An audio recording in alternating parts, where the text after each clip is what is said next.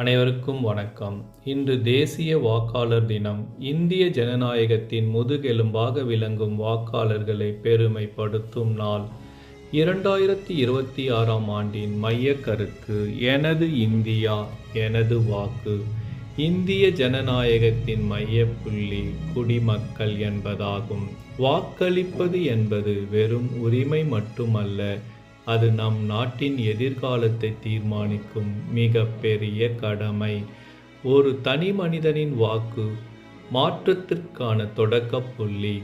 குறிப்பாக முதல் முறை வாக்களிக்கவிருக்கும் இளைஞர்கள் இந்த ஜனநாயக திருவிழாவில் ஆர்வமுடன் பங்கேற்க வேண்டும். சாதி, மதம், மொழி என எவ்வித பாகுபாடுமின்றி நேர்மையாகவும் அச்சமின்றியும் வாக்களிப்போம் என இந்நாளில் நாம் உறுதியேற்போம். ஜனநாயகம் வெல்லட்டும். ஜெய் ஹிந்த்.